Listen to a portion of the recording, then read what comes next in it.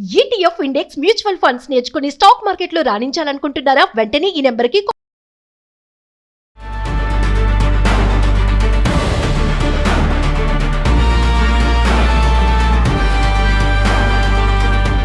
నమస్తే, welcome to Suman TV. Present మనతో పాటు ఉన్నారు corporate soft skills trainer Madhuravani గారు. నమస్తే మ్యామ్. నమస్తే అండి. మేడం, మరి ట్రంప్ విషయానికి వస్తే రీసెంట్ గా H1B వీసా ఫీజు ఎప్పుడైతే సెప్టెంబర్ లో లాస్ట్ ఇయర్ సెప్టెంబర్ లో $1,00,000 ఫీజు కట్టాలి అని చెప్పేసి ఏదైతే ట్రంప్ తీసుకొచ్చాడో దాని ఇప్పుడు ఫెడరల్ కోర్ట్ స్టే ఇచ్చింది. దీనికి మేము ఒప్పుకోము అన్నట్టుగా ఆపారు ప్రస్తుతానికైతే. ఒకవేళ గనక నిజంగా అది కొట్టివేస్తే, ట్రంప్ కి గనక చెప్పినటువంటి దానికి ఎదురు దెబ్బగా పడి కొట్టేస్తే గనక మన ఐటీ సెక్టార్ లో ఉన్నటువంటి మన ఎంప్లాయీస్ కానీ, మరి అమెరికా వెళ్ళాలనుకునే వాళ్ళకి కానీ ఎలాంటి బెనిఫిట్స్ వస్తాయంటారు? ప్రెసెంట్ ఇప్పటికైతే హోల్డ్ లో పెట్టారు. బట్ ఎవరైతే యుఎస్ కి వెళ్ళాలనుకుంటున్నారో వర్క్ పైన కానీ ఎడ్యుకేషన్ పైన కానీ, ఇది హోల్డ్ ఏది ఉందో అది ఎప్పుడైనా చేంజ్ అవ్వచ్చు. మళ్ళీ $1,00,000 చేయొచ్చు, ట్రంప్ $1,000 కూడా చేయొచ్చు. ఎందుకంటే యాక్చువల్ గా ట్రంప్ ఇది పెట్టిందే మన వాళ్ళు అక్కడ వెళ్లకుండా.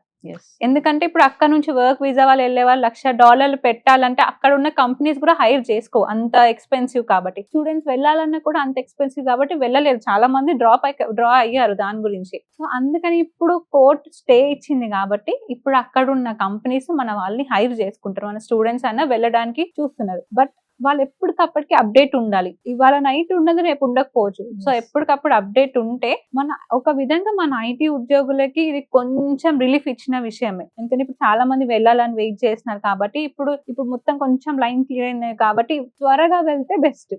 త్వరగా అక్కడ కంపెనీకి వెళ్ళి జాయిన్ అవ్వడం, వర్క్ చేయడం చేస్తే బెస్ట్. అసలు ఎందుకు మన వాళ్ళని ఎందుకు ఆపేయాలనుకుంటున్నాడు ట్రంప్? అంటే మొత్తం అంతా అక్కడ ఉన్న వాళ్ళకి, అమెరికన్ సిటిజన్స్ కే మేలు చెయ్యాలి అనే ఒక ఆలోచనతోటేనా అని అంటే? కోర్స్ అంతే. ఎందుకంటే ఇప్పుడు మనం చూసుకుంటే 70% టెక్కీస్ ఎవరో వాళ్ళంతా మన ఇండియన్సే. సో అక్కడ వాళ్ళకి ఓన్లీ 30%, ఆ 30% లో ఇంకో 10-20% వేరే కంట్రీస్ వాళ్ళే ఉంటారు. సో వాళ్ళ కంట్రీకి వాళ్ళకి ఎక్కువ ఛాన్సెస్ ఇవ్వాలని చెప్పి మనని ఆపడానికి ట్రై చేస్తున్నారు. సో మన వాళ్ళు ఏంటంటే యుఎస్ అంటే ఒక డ్రీమ్. అంటే అక్కడ ఎందుకు అంత మన వాళ్ళు మొక్కు చూపిస్తున్నారు అంటే అక్కడ ఆపర్చునిటీస్ ఎక్కువ.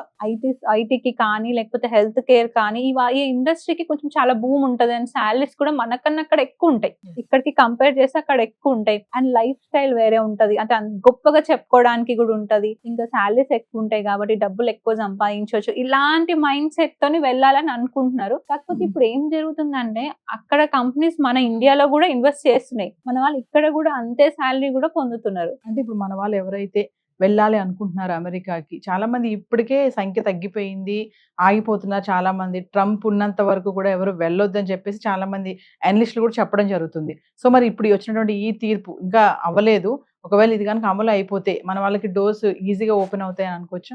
ఇది స్టే ఉంది కాబట్టి ఒక కంప్లీట్ గా ఫైనల్ కట్ చేస్తే కూడా మన వాళ్ళకి ఈజీగా యాక్సెస్ ఉంటది. అంటే మళ్ళీ కూడా చెప్పలేం, ట్రంప్ మనం అధికారంలో ఉన్నంత వరకు ఎప్పుడైనా ఏదైనా చేయొచ్చు. అందుకే చెప్తున్నాను, వెళ్ళే వాళ్ళే ఉంటే ఎప్పటికప్పటికి అప్డేట్స్ తీసుకుంటూ ఉండాలి. ఎందుకంటే మీరు అన్ని రెడీ చేసుకొని పేమెంట్ చేసిన తర్వాత మళ్ళీ ఇంకొక స్టే ఇచ్చారు అనుకోండి, అప్పుడు మనకి మన స్టూడెంట్స్ కి కానీ మన టెక్కీస్ కానీ కొంచెం సెట్ బ్యాక్ లాసే కదా. సో అందుకని ఎప్పటికప్పుడు తెలుసుకొని వెళ్తుంటే వాళ్ళకి బెనిఫిట్ ఉంటుంది. కమింగ్ టు మనం యుఎస్ఏ ఐటీ జాబ్ మార్కెట్ గురించి మాట్లాడుకుంటే, మరి లే ఆఫ్స్ అనేవి మనం ఎక్కడ పడితే అక్కడ చూస్తూనే ఉన్నాం. అటు అమెరికాలో కూడా ఇది కొనసాగుతుంది. ప్రెసెంట్ సిచ్యువేషన్ ఎలా ఉంది అనుకుంటే అక్కడ లే ఆఫ్స్ విషయానికి వస్తుంది? మనకి ఇంకా లే ఆఫ్స్ కొనసాగుతూనే ఉన్నాయి. ఎందుకంటే ఇప్పుడు అందరూ మనం అనుకున్నట్టు ఏఐ పైన ఎక్కువ ఇన్వెస్ట్మెంట్ చేస్తున్నారు. పర్టికులర్ గా యుఎస్ కంపెనీస్ అన్ని ఏఐ పైన చేస్తున్నారు కాబట్టి చాలా లే ఆఫ్ జరుగుతూనే ఉన్నాయి. అలా లే ఆఫ్ జరుగుతున్నాయి, ప్లస్ ఏఐ నుంచి కొత్త జాబ్స్ కూడా క్రియేట్ అవుతున్నాయి. సో ఎవరైతే టెక్కీస్ ఏఐ పైన స్కిల్స్ నేర్చుకుని వాళ్ళని అప్గ్రేడ్ చేసుకున్నారో వాళ్ళు ఆల్రెడీ ఏఐ పైన వర్క్ చేయడం కూడా స్టార్ట్ చేసేసారు. ట్రంప్ అంటే విదేశీయుల పైన డిపెండ్ అవ్వకుండా, మన వాళ్ళ పైన డిపెండ్ అవ్వకుండా అక్కడ ఉన్నటువంటి సిటిజన్స్ కే జాబ్స్ ఇవ్వాలి, అక్కడ ఉన్నటువంటి కంపెనీస్ లో మన వాళ్ళే ఉద్యోగాలు చేయాలి, మన వాళ్ళే డెవలప్ అవ్వాలి అని చెప్పేసి ఈ $1,00,000 ఫీజు పెట్టారు అని అంటే ఏం చెప్తారు? అది నిజమే కదా. మన వాళ్ళని ఆపాలని ట్రంప్ ఎప్పుడైతే అధికారంలోకి వచ్చారో మన ఇండియన్స్ మీద పడి ఏడవడమే సరిపోయింది. ఎప్పుడెప్పుడు మనకి ఆపాలా అని చెప్పి కొన్నిసార్లు $1,00,000 అంటారు, కొన్నిసార్లు డాక్యుమెంట్స్ ఇంకా స్ట్రిక్ట్ చేస్తున్నారు, వీసా ప్రాసెస్ స్ట్రిక్ట్ చేస్తున్నారు. ఇప్పుడు మన వీసాస్ H1Bకి ఇంకా రిలీజే అవ్వలేదు. సో ఒకటి కాకపోతే ఒకటి పెట్టి మన ఇండియన్స్ ని ఆపాలనే ట్రై చేస్తున్నారు వాళ్ళు. మెయిన్ గా ట్రంప్ ఎక్కడికక్కడికి స్ట్రిక్ట్ చేసేసేయాలి. సోషల్ మీడియా వెట్టింగ్ కానీ, మన వాళ్ళు ఎవరు కూడా ఎగనెస్ట్ ఆ గవర్నమెంట్ కి ఎగనెస్ట్ ఏదైనా పెడితే కూడా ఇమీడియట్లీ వీసా బ్యాన్ చేయడం కానీ ఇట్లాంటివన్నీ. అయితే ఇప్పుడు కొత్తగా ఎవరైతే H1B వీసా కోసం అప్లై చేసుకుంటూ ఉంటారో వాళ్ళకి 3 years వరకు కూడా అది ఆన్ చేయొద్దు అని చెప్పేసి కూడా ఒక న్యూస్ వచ్చింది. మన సెనెట్లో ఒక బిల్ పాస్ చేశారని చెప్పేసి న్యూస్ కూడా మీరు చూసే ఉంటారు. ఇప్పటి వరకు H1B వీసా మీద వచ్చిన వాళ్ళకి ఓకే. ఇప్పుడు ఎవరైతే కొత్తగా చేసుకుంటారో వాళ్ళకి 3 years వరకు కూడా జారీ చేయొద్దు అని చెప్పేసి ఒక ఆర్డర్ కూడా రావడం జరిగింది. ఇది ఎందుకు అంటే సేమ్ అంతే. అంటే వాళ్ళు వచ్చిన వాళ్ళని కూడా ఎలా పంపించాలా అని చూస్తున్నారు. ఇప్పుడు ఎందుకంటే మన వాళ్ళు చాలా మంది వెళ్ళిన వాళ్ళు జాబ్ చేయకుండా సైడ్ బిజినెస్ అని పెట్టుకున్నారు. అట్లా దొరికిన వాళ్ళు అంటే వాళ్ళు ఎదుర్కొతున్నారు. అంటే ఓన్లీ గవర్నమెంట్, ట్రంప్ గవర్నమెంట్ అనే కాదు, అక్కడ యుఎస్ సిటిజన్స్ కూడా వాళ్ళకు కూడా మన వాళ్ళ మీద చాలా అదైపోయింది. అంటే వీళ్ళు వచ్చి ఇక్కడ సెట్ అయిపోతున్నారు, మమ్మల్ని మా దేశాన్ని ఆక్రమిస్తున్నారు, వాళ్ళకి లేని కల్చర్స్ అని మనం ఇంట్రడ్యూస్ చేస్తున్నాం. బోనాలని, బతుకమ్మ అని అవన్నీ చేస్తున్నారు. సో వాళ్ళకి ఏంటంటే అవన్నీ చూసేసరికి వీళ్ళు వచ్చి మా కంట్రీలో చేయడం ఏంటి, ఇది మాది కదా అన్నట్టు ఎక్కడ దొరుకుతారా, ఎప్పుడు తీసేద్దామా, మనం చాలా చూసాం కూడా. చాలా మంది చంపేయడం కూడా జరిగింది. దాంట్లో మన ఇండియన్ వాళ్ళు కూడా పర్టికులర్ గా ఉన్నారు. సో మెయిన్ అక్కడ గవర్నమెంట్ కాకుండా అక్కడ యుఎస్ సిటిజన్స్ కూడా మన ఇండియన్స్ పైన టార్గెట్ చేయడం జరుగుతుంది. మన వాళ్ళు కూడా అంటే ఏ విషయానికి ఆ విషయం మాట్లాడుకోవాలి. మన వాళ్ళు కూడా ఒక దేశం వెళ్ళినప్పుడు ఇప్పుడు అక్కడ వాళ్ళు మన దగ్గరికి వస్తే మనం కూడా ఒప్పుకోం కదా, వాళ్ళు ఏదైనా కార్యక్రమం ఇక్కడ చేశారంటే. అలాగే మన వాళ్ళు కూడా అక్కడికి వెళ్ళి మీరు అన్నట్టుగానే కొన్ని ఫెస్టివల్స్ ఉన్నాయి, అవన్నీ కూడా వాళ్ళు రోడ్లు బ్లాక్ చేసేసుకొని అట్లా చేయడం వల్ల అక్కడున్న వాళ్ళు కూడా ఇబ్బందే కదా.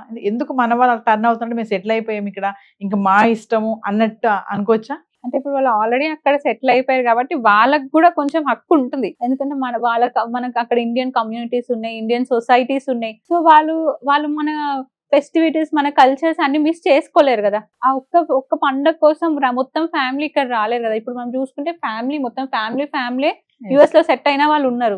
సో మన కల్చర్ ని మనం వదులుకోలేం కదా. ఎక్కడికి వెళ్ళినా మన ఇండియన్స్ అనేది ఒకటి మనకు ఉంటుంది కాబట్టి. సో అక్కడ ఆల్రెడీ వాళ్ళు అంత వర్క్ చేస్తున్నారు. ఇప్పుడు యుఎస్ అంత ముందుకు టెక్కి మెయిన్ గా సాఫ్ట్వేర్ లో చూసుకుంటే అంత ముందుకు వెళ్ళడానికి కారణం సగం మన ఇండియన్సే. సో వాళ్ళు కూడా ఏంటంటే వాళ్ళు మన కల్చర్ మనం వదులుకోదు కదా, మనం ఎక్కడ ఉంటే ఏంటి, మన కల్చర్ మనం చేసుకోవాలి కదా అన్నట్టు వాళ్ళు కూడా, మన ఇండియన్స్ కూడా అక్కడ ఫెస్టివల్స్ అన్ని కల్చరల్ యాక్టివిటీస్ చేయడం జరుగుతుంది.